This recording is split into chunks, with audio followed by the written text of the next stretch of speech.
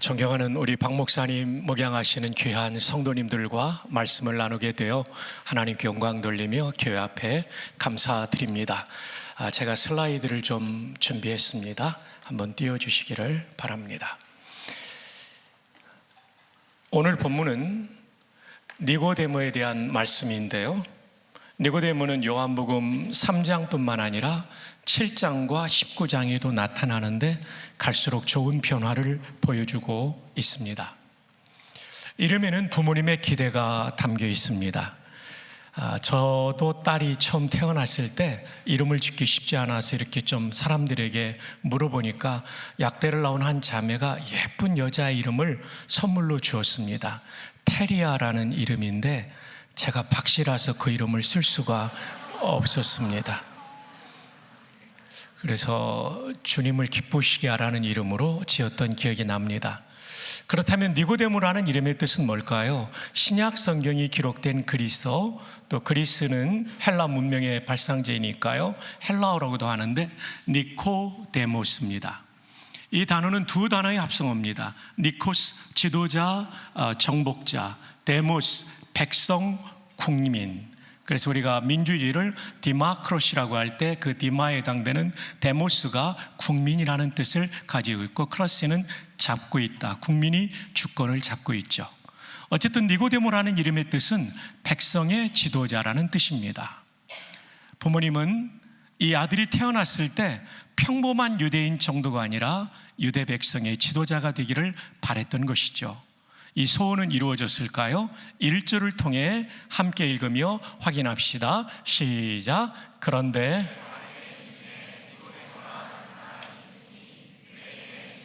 유대인의 지도자가 되었기 때문에 부모님의 소원은 이루어졌습니다.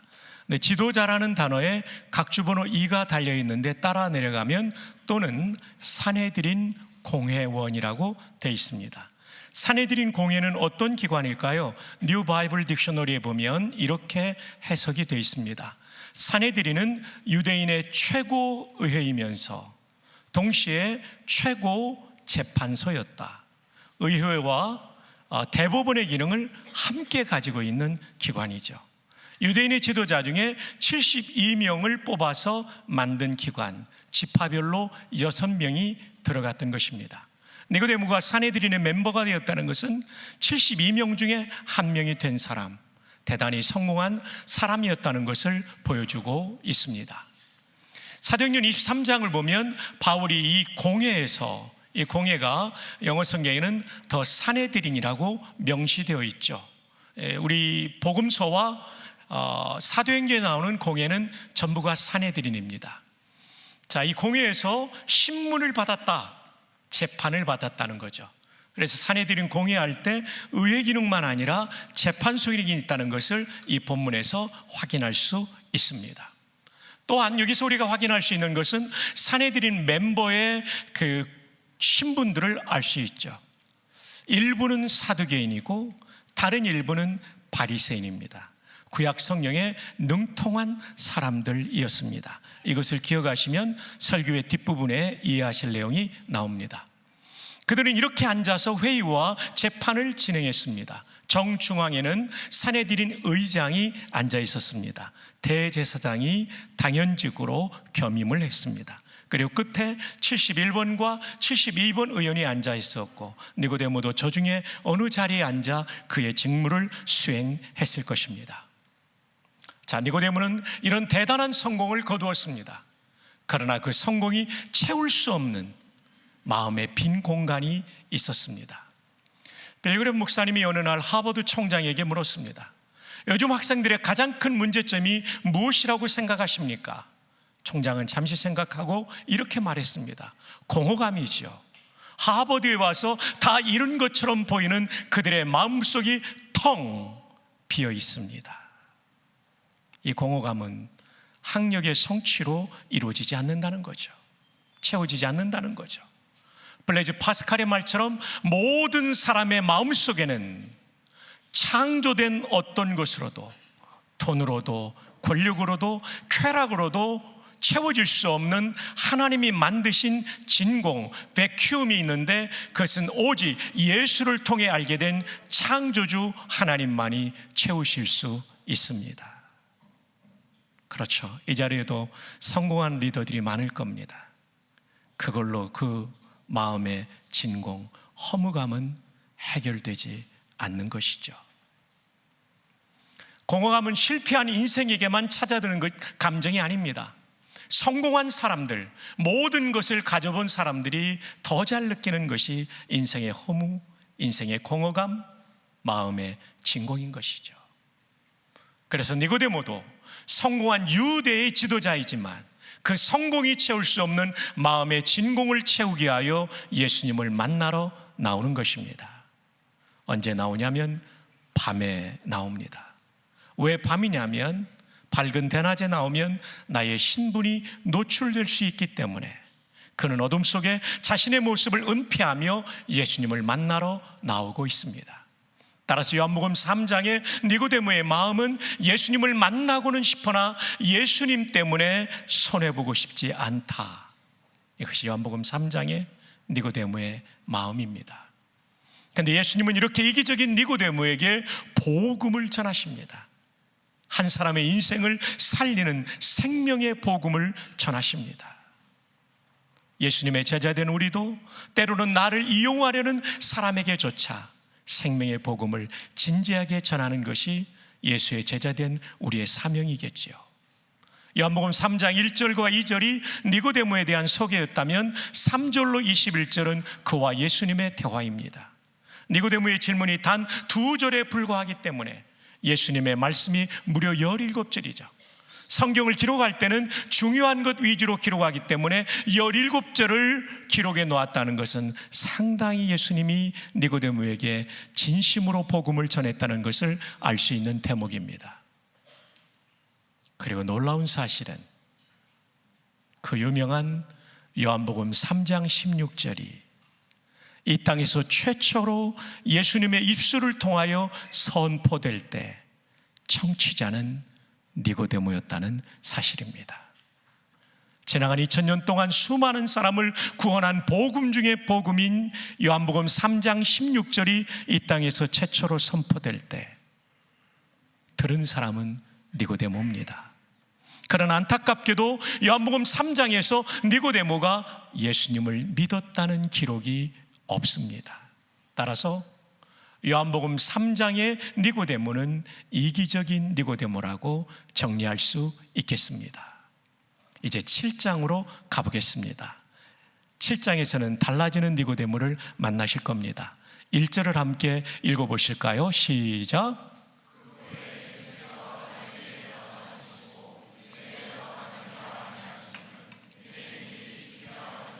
3장의 분위기와는 많이 다릅니다. 3장에서는 예수님을 죽이려는 시도가 없었지만 7장에서는 예수님을 죽이려는 시도가 있습니다. 그리고 유대의 지도자들이 예수님을 죽이기 위하여 체포주를 출동시켰는데 이 사람들이 빈손으로 돌아왔습니다. 45절에 오면 아랫 사람들이, 이 사람들이 체포주로 출동했던 사람들입니다. 대제사장들과 바리새인들에게로 오니 그들이 묻되 어찌하여 잡아오지 않았느냐, 잡으라고 보냈는데 왜 빈손으로 왔느냐 책임을 묻고 있죠. 아랫 사람들이 보고합니다. 그 사람, 예수님이 말하는 것처럼 말한 사람은 이때까지 없었나이다. 잡으러 갔다가 은혜를 받아서 양심의 가책을 느끼고 못 잡고 돌아왔다는 것입니다. 바리새인들이 대답하되 너희도 미혹되었느냐? 당국자들이나 바리새인 중에 그를 믿는 자가 있느냐? 있으면 가만두지 않겠다는 거센 분위기입니다. 율법을 알지 못하는 이 무리는 저주를 받은 자로다. 예수님과 예수님의 추종자들을 저주까지 하는 살벌한 분위기 속에 니고데모가 나타납니다. 그 중에 한 사람, 그 전에 예수께 왔던 니고데모가 그들에게 말하되 우리 율법은 사람의 말을 듣고 그 행한 것을 알기 전에 심판하느냐?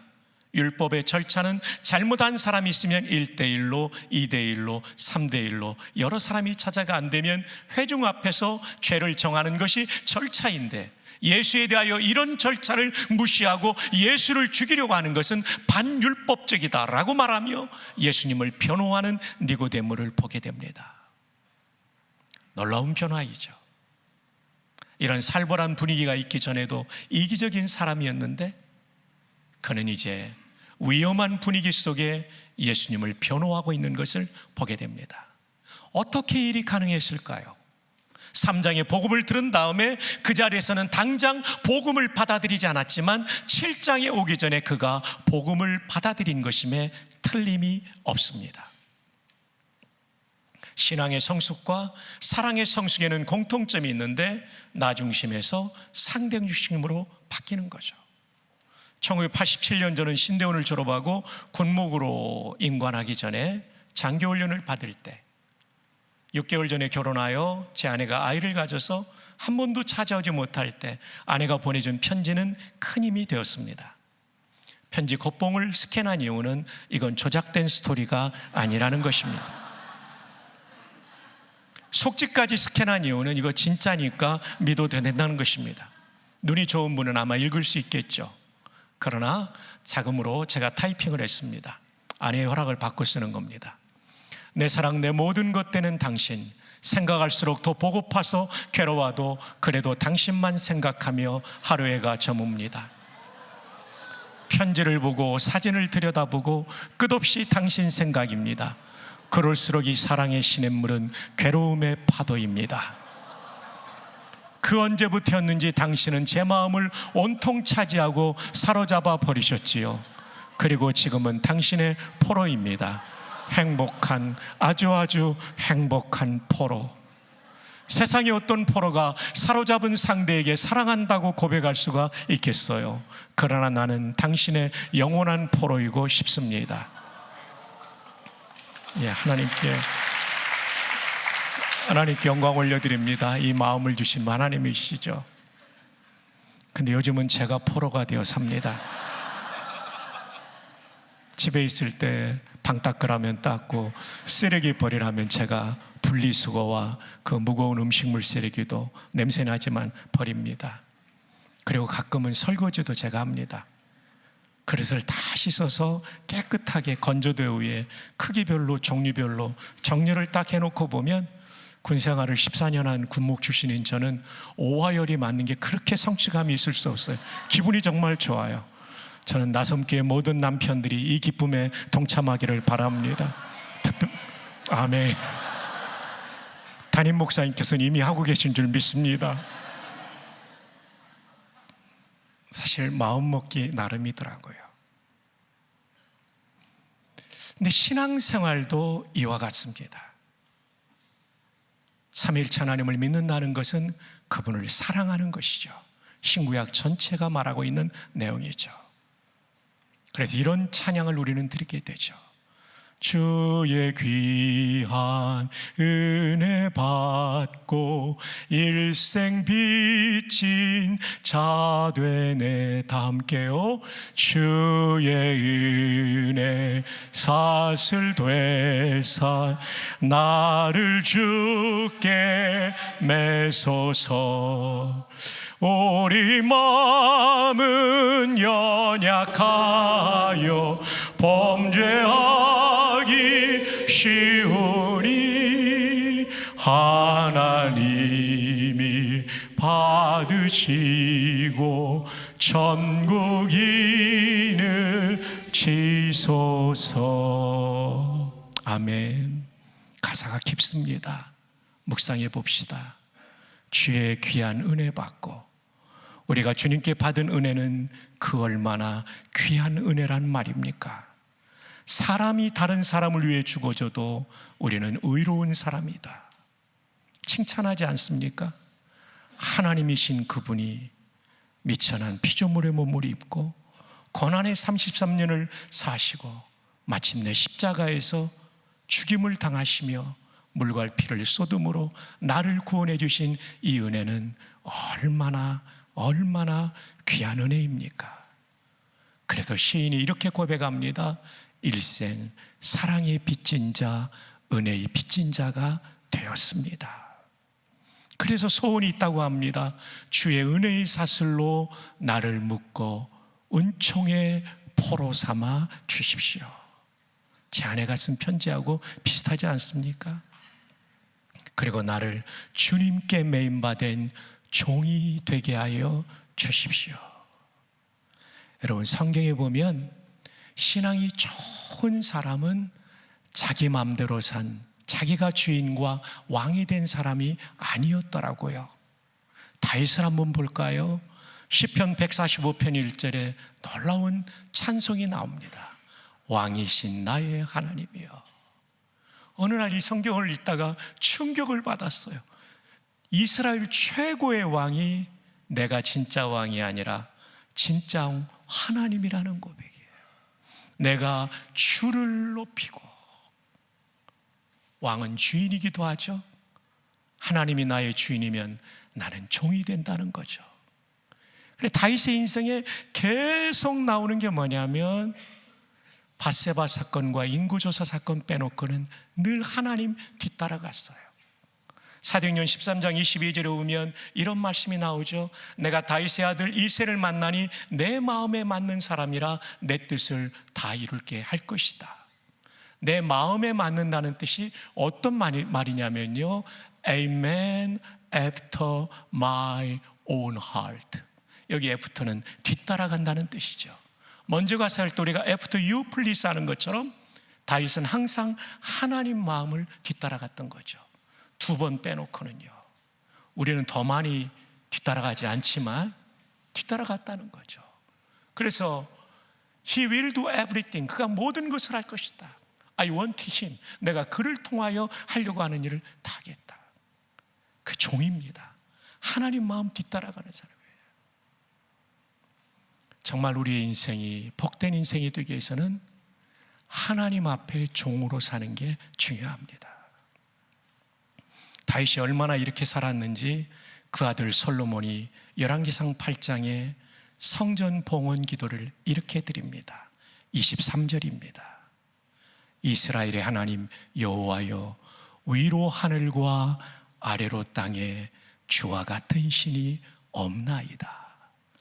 여기서부터 따라해 보실까요? 주께서는 온 마음으로, 반마음이 아닙니다. 온 마음으로 따라합시다. 주의 앞에서 코람데오죠.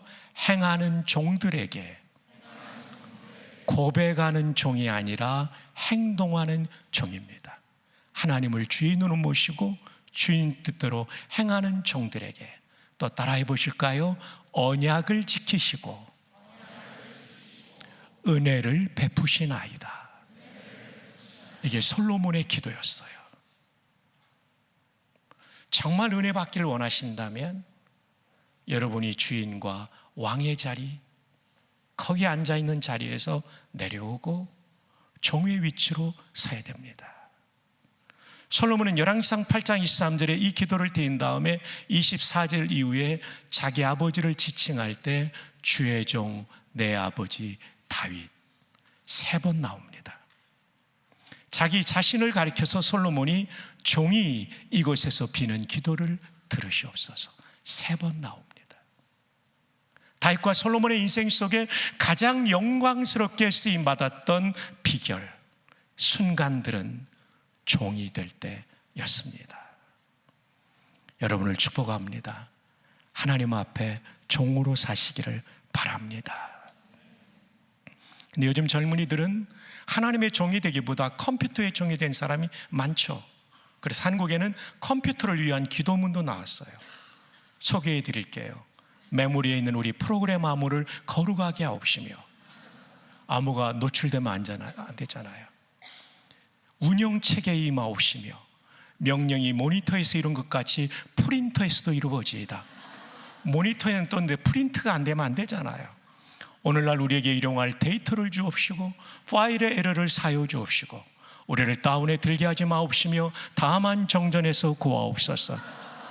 대개 CPU와 하드와 USB가 컴퓨터께 영원히 있사옵나이다. 엔터.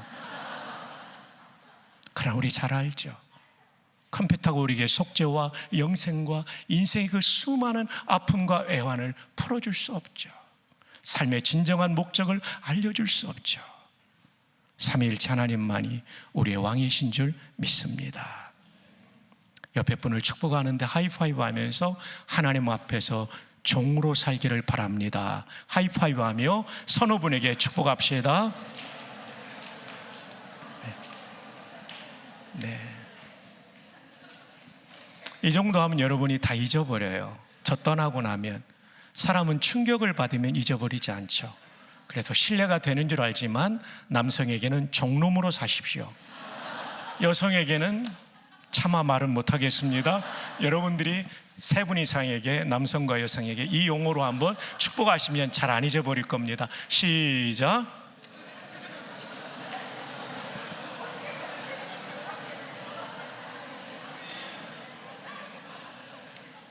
자, 그렇다면 하나님 앞에 좋은 종으로 살려면 어떻게 될까요? 고대의 좋은 종을 통해 배울 수 있습니다. 네 가지가 없는 사람들이었습니다. 첫 번째로는 자기 뜻이 없었습니다. 아무리 하고 싶어도 주인이 하지 마, do not 하면 딱 멈추는 사람이죠. 아무리 하기 싫어도 주인이 해, do 하면 하는 사람이죠. 사실 우리는 얼마나 내 마음대로 살 때가 많아요. 입으로는 주인이라고 삼위일체 하나님을 고백하지만 내가 주인일 때가 많죠. 그래서 은혜를 경험하지 못하는 겁니다. 귀하신 여러분, 법외로우신 여러분, 오늘부터 우리의 삶에 왕과 주인 그분 되어서 그분 말씀대로 순종하는 진짜 종이 되기를 바랍니다. 두 번째, 좋은 종은 자기 돈이 없습니다. 다윗이 훌륭한 종이었다는 증거를 하나 여러분에게 소개합니다. 역대상 29장의 28절에 다윗이 죽기 전에 4절에 그는 자기가 들어가 예배드릴 성전이 아니지만 성전 건축을 위한 헌금을 합니다. 금 3,000 달란트를 드립니다. 은 7,000 달란트를 드립니다. 저도 언론 볼 때는 얼마 아닌 줄 알았어요. 근데 1달란트가 34.4kg입니다. 계산했더니 금 10만 3천 kg, 은 24만 kg이더라고요. 그래서 총장 비서에게 이거 한번 계산해 보라 했더니 몇 달 전에 보니까 12조 7천억 원이 되더라고요. 지금 더 올랐을 거예요. 놀라야 될 때 안 놀라면 제가 놀랍니다. 여러분들 모두 나도 그 정도는 있어요 목사님 그러는 것 같아요. 아무런 반응들이 없어요. 참 놀랍죠. 왜냐하면 이거 주인, 아마 이 다윗이 이렇게 돈이 많았던 건 정복 전쟁에서 엄청난 보석들을 다 빼앗았잖아요. 거기에서 얻지 않았을까 추정해 보긴 합니다만은 그러나 이게 쉬운 게 아니죠. 근데 다윗의 헌신을 보며 지도자들이 헌신해요. 왕과 지도자들의 헌신을 보며 역대상 29장에 다 나와요. 백성들이 헌신해요. 이걸 보며 다윗이 감동을 받아요. 그래서 역대상 29장 10절부터 감사기도가 이어집니다. 10절의 감사기도는 이렇게 시작합니다. 다윗이 온 회중 앞에서 여호와를 송축하여 이르되, 송축이라는 말이 정말 중요하죠. 찬양하다라는 뜻이에요. 히브리 말로는 바라크라고 그래요. 여러분, 저렇게 악기를 연주하며 하는 찬양은 자마르라고 합니다. 손을 들고 하는 찬양은 야다라고 합니다. 손이 야드거든요. 대표적으로 많이 쓰는 것은 테힐라 할랄입니다. 기쁨으로 노래하다는 뜻이에요. 근데 송축하다라는 히브리 말은 바라크는 사전에 보면, 히브리어 영어 원어 사전에 보면 두 무릎을 꿇고 찬미하다. 두 무릎을 꿇는 것은 상대가 왕이라는 고대 예절입니다. 두 무릎을 꿇고 찬미하다가 to adore with bended knees라고 사전에 돼 있어요. 찬양하다는 동사 중에 최고의 동사예요. 이게 우리말로는 송축하다, 영어로는 bless로 번역되어 있죠.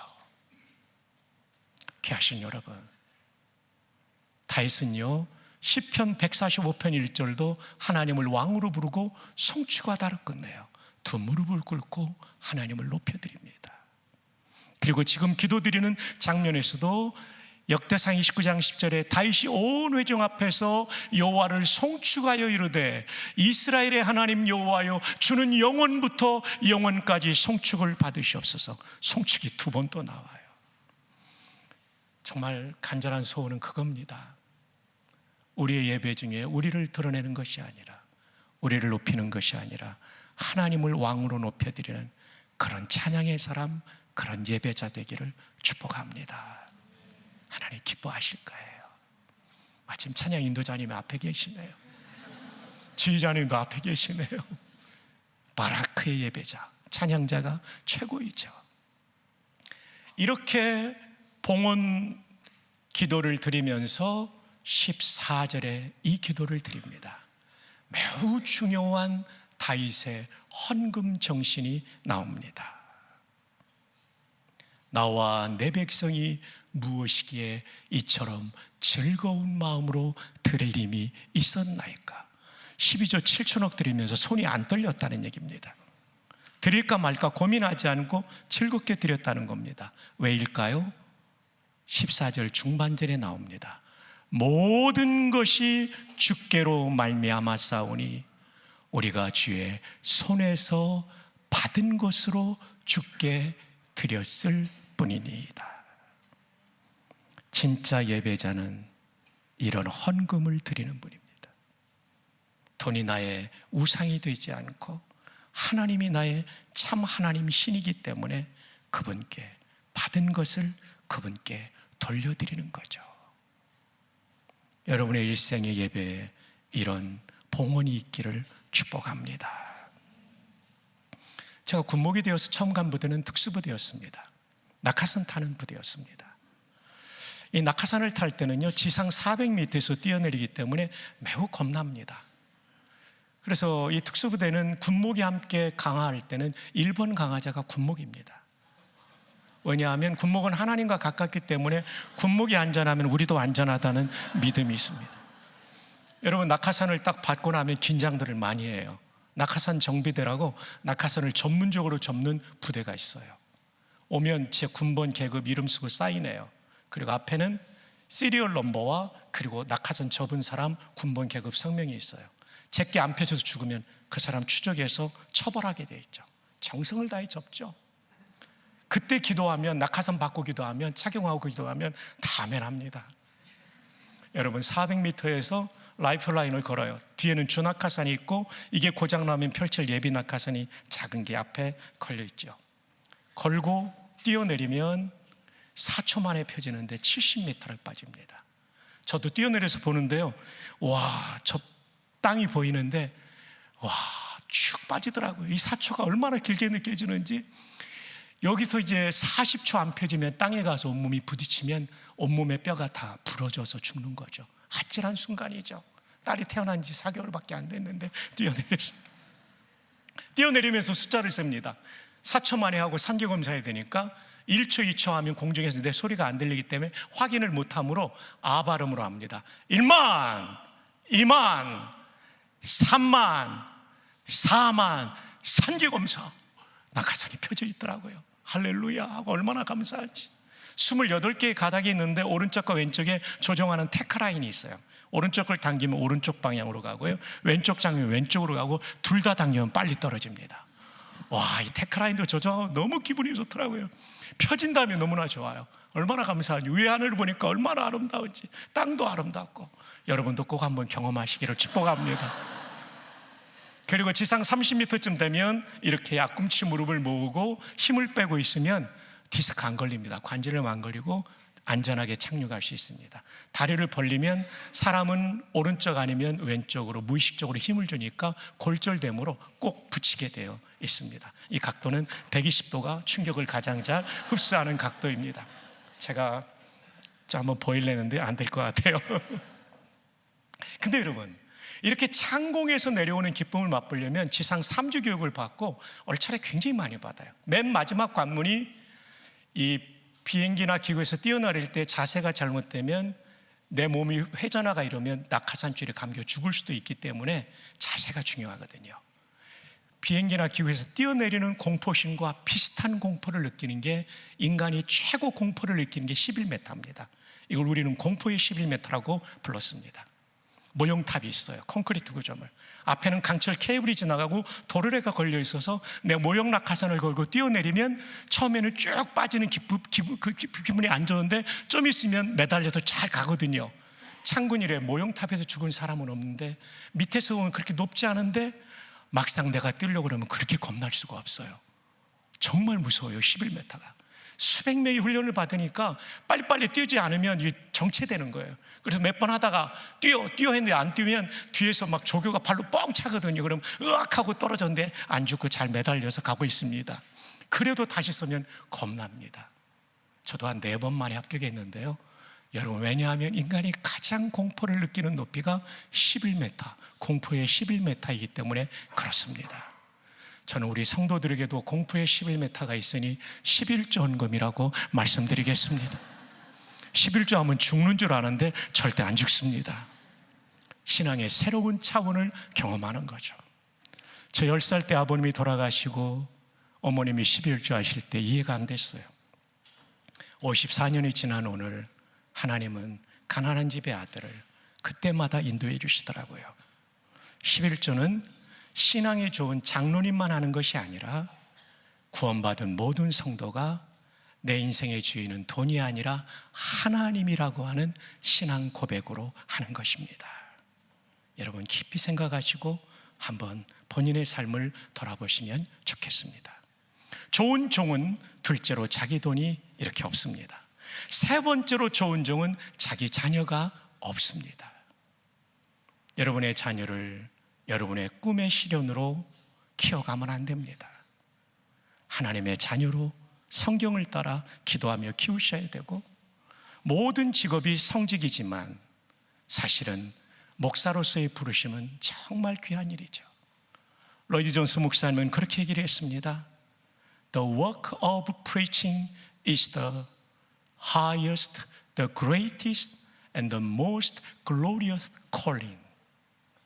설교의 사역은 가장 높고 위대하며 영광스러운 소명 부르십니다.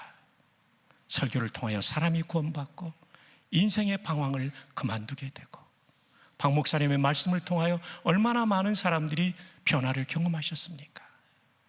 여러분의 자녀들이 목회자 또는 선교사가 되려고 할 때 막지 마시고 총신대학교와 총신대학교 신학대학원에 꼭 보내주시기를 바랍니다.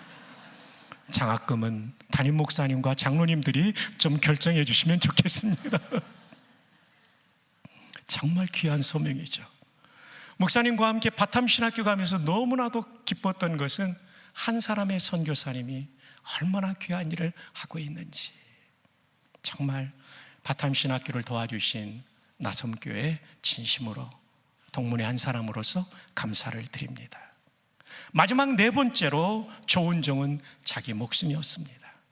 주기철 목사님, 박관준 장로님을 존경하는 이유는, 폴리카블 이레니우스를 존경하는 이유는 주님이 원하실 때 생명조차도 주님의 뜻에 맡기고 순교의 잔을 마셨던 거죠. 좋은 종은 4가지가 없습니다. 자기 뜻, 자기 돈, 자기 자녀, 자기 목숨입니다. 여러분, 이 시간 한 번만 더 하이파이브 해주시면 고맙겠습니다. 이런 차원에서 이런 마음을 담아 좋은 종 되시기를 바랍니다. 하이파이브 한번 해볼까요?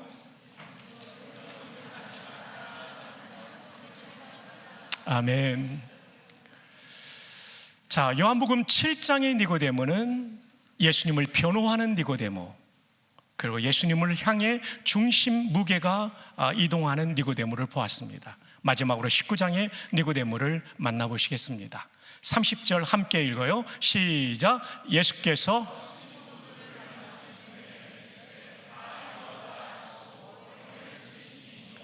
예수님께서 십자가에서 죽으시는 장면입니다.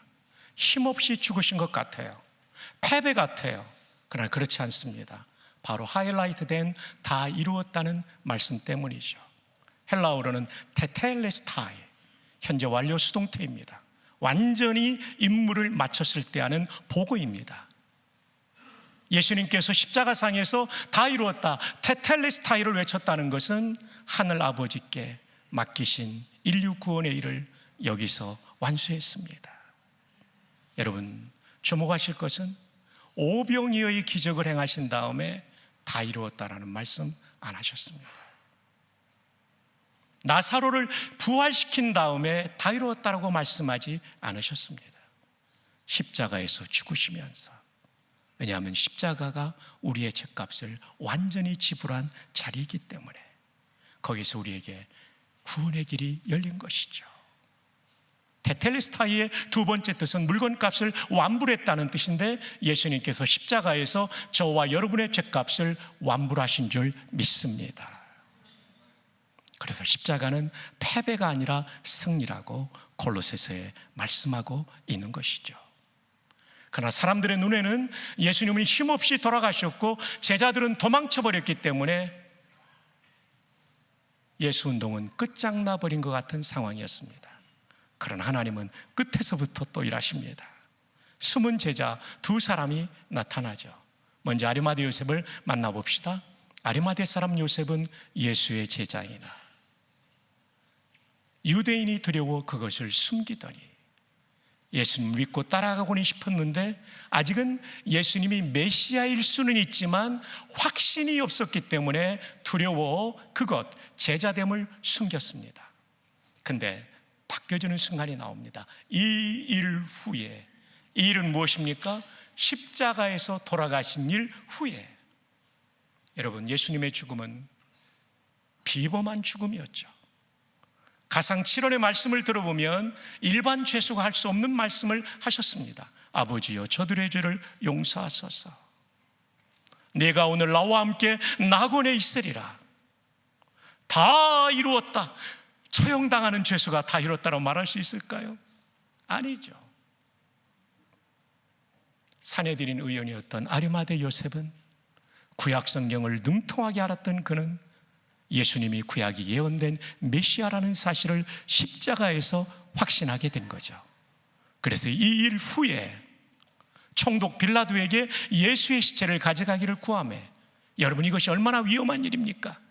산헤드린이 죽이기로 결의하고 총독 빌라도의 승인을 받아 집행된 죄수의 시체를 거둔다는 얘기는 산헤드린 멤버인 아리마대 요셉이 탄핵당하거나 극단적인 유대주의자들에게 테러를 당할 수 있는 위험한 일이었음에도 불구하고 이 일을 감행합니다. 왜일까요? 그분이 메시아임을 확신하게 된 거죠. 병행본문입니다. 동일 사건에 대한 다른 복음서의 기록을 보면 사건을 보다 입체적으로 이해할 수 있죠. 아리마대 사람 요셉이 와서 당돌히, boldly, 요한복음에 나오지 않는 표현이 담대하게, 당돌히 총독에게 요구했다는 것이죠.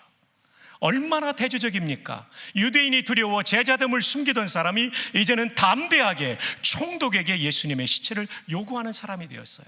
왜 이런 변화가 가능했을까요? 이 일 후에 십자가를 제대로 만나면 확신이 생기는 거죠. 저는 1968년도 초등학교 1학년 때 교회를 나갔습니다.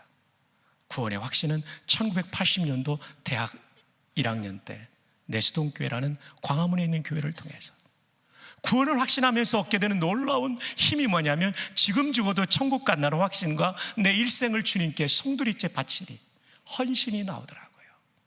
아리마대 요셉의 변화는 예수님이 메시아라는 확신 때문에 이 헌신이 나온 것이죠.